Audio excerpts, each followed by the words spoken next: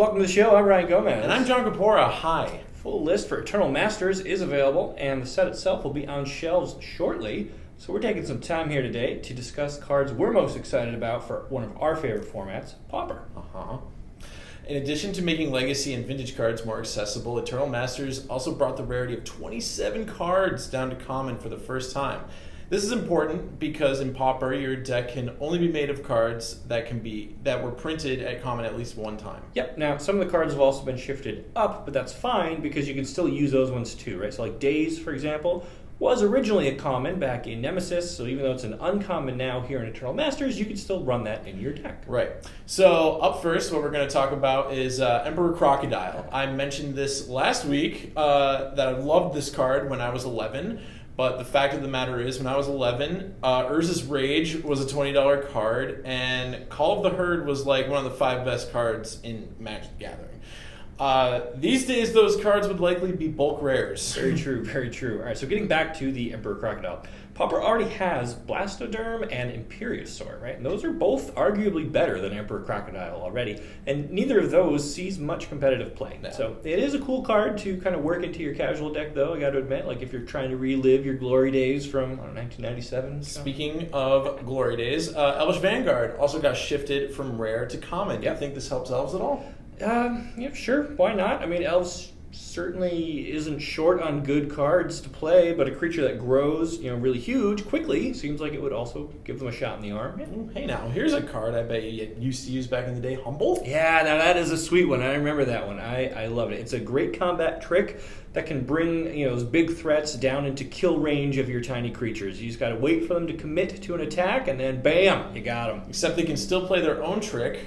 and boost the creature back up. Well, yeah, sure. Okay, yeah, sure. Yeah, that can happen. Which is why you would need to be ready with something like Carbonized.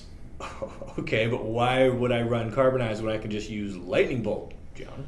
Carbonized exiles creatures, which helps in 2 different ways. One, it prevents things from dying, which matters against cards like Young Wolf, Stormbound Geist. Yeah. They don't get to come back with their +1/+1 counter, so that's huge. Yeah, what else could it do? Well, cards that go into exile don't go into the graveyard, which means they can't get brought back with Unearth or used to pay for a Gurmag Angler. The graveyard is a pretty hot resource in Pauper, and Carbonized lets you deny it to your opponent, at least for a little bit. Yeah. All right, so those are all things Lightning Bolt cannot do. Yeah, you got me. All right, so I get it. Blue gets Tidal Wave, which doesn't seem that great at first, but it actually slots really well into a deck that uses Cloudfin Raptor and some other evolved creatures. So that deck typically runs a guy called Dreamstalker, so he can repeatedly grow your Raptor all the way up to being a 4/5, which is good. But Tidal Wave can push it over the edge and make it a 5/6, which is then big enough to eat Gurmag Angler or Blastoderm or those other guys that are 5/5. It's kind of a sweet spot, right? So you can also just straight up eat Emperor Crocodile if somebody went that path. That is true. Black only gets 3 new cards at Common in Eternal Masters. Knight's Whisper, the first one. It's a lot like Sign in Blood, except Sign in Blood can be aimed at your opponent if they're at 2 life. It's just a kill shot. I prefer the flexibility of Sign in Blood, so I don't think I'm going to be going with Knight's Whisper. Yeah, the only upside to Knight's Whisper is that it costs 1 and a black instead of double black. But the only spot you'd really want that card anyway is in the mono black deck, so Sign in Blood definitely gets the nod there. Although if you decide you wanted 5 Sign in Bloods, well, then you can now use a Knight's Whisper to be the last one there. Sure. Black also gets Wake Dancer, but that was already a common in paper. It's mostly relevant for Magic Online, where the Dancer was only available as an uncommon, I think, and thus couldn't be played in Pauper. And she seems okay. Getting 4 power and toughness across 2 bodies is decent, but the mono black deck is really glutted at the 3-drop. You're fighting over Chittering Rats, you're fighting over Phyrexian Ragers, so Wake Dancer is certainly good enough to fight over those cards, but I mean, it's a fight. It is. So that leaves us with Prowling Pangolin. Yeah, the body on this guy is great, but since your opponent gets to decide if he's going to even get to stick around, you'll always get the outcome that is least favorable to you. Yeah, it's just not a very good card. Even if the opponent can't sacrifice 2 creatures to it when it enters the battlefield, it's still such a worse rate than, say, Gurmag Angler. Right. So, yeah. And overall, black doesn't maybe gain as much as the other colors, but black is already super strong in Pauper anyway, so that's probably fine. Next up, I want to talk about avirex. I really, really hope that card is broken. Yeah, that would be nice, but my instinct says no. Okay. Auroch herds already exist, so do Squadron Hawks. Squadron Hawk is great, even.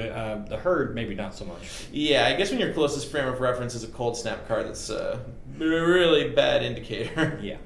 So let's take a look at this one. Cloud of Fairies got banned, I think it was last year. But fear not, they just shifted its big brother, Peregrine Drake, down to a common. This seems really gross. Yeah, so this card looks extremely good. The old familiar deck that got Cloud of Fairies banned is the first place that you probably want to stick this guy, make that deck viable again. So. Yeah, and the deck also has a new weapon to dig with in Cephalid Sage. Yep. Sage can replace Muldrifter as it digs one card deeper than Muldrifter, or it can replace Seagate Oracle because it's a 2/3 instead of a 1/3. The mana curve of this deck, now that it has Peregrine Drake and Cephalid Sage, it goes up, but that's okay because the deck got banned out of existence before Eternal Masters. Right. So the fact that it's resurfacing in a slightly worse iteration is fine. It still does all the same old tricks, it just doesn't fold to Electrickery anymore the way that the Cloud of Fairies did. Yeah. Right. All right, so wrapping up the standouts in white, we've got Elite Vanguard and Rally the Peasants. I'm unsure how good Rally the Peasants is in a constructed format, but a Trumpet Blast with Flashback is really great and limited. It could be good in the right deck or matchup, but I'm not really optimistic. Yeah, that's where I am with Elite Vanguard. It could be good redundancy for a white aggro deck, but I don't see it. Agreed. All right, so there you have it. Just don't toss your draft commons out from Eternal Masters. Make a Pauper deck out of them. Or pick up a few staples and check out some deck lists on TCGplayer.com while you're waiting for Eternal Masters to drop. Yep, thanks for watching. We'll see you next time. Bye, Internet!